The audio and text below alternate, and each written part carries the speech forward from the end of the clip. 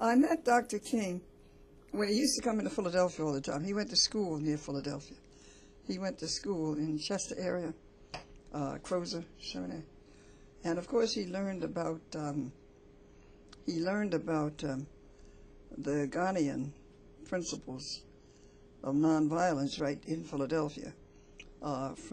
We had a woman that was very much involved in that, and it was an organization called the Fellowship Commission. So he spent a lot of time and learned those principles there. And then, of course, his daddy was very close to Bill Gray's father.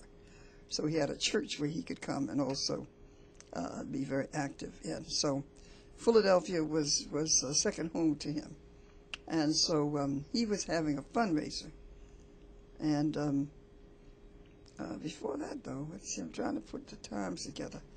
Because Carl Stokes, I had a big dinner for him to become mayor of Cleveland. I don't know which preceded what. But I think that I just got involved in doing a lot of things. People wanted money raised for different things. What's his name? Merle Evers. Evers, Charles Evers. I remember I had to raise money for them. And I believe all that was at the time. My husband got back out of the service around 55 or 55 or 60.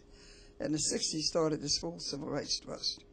So I got completely involved in that, the NAACP and Martin Luther King.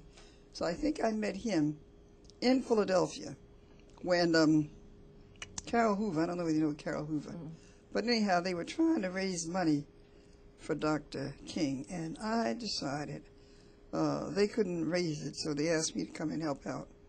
And I put together a program and packed the new Civic Center in Philadelphia. I packed it for him. And then I had Freedom Elegante for him. And so I had two major fundraisers, and I raised over $200,000 or $300,000 for him.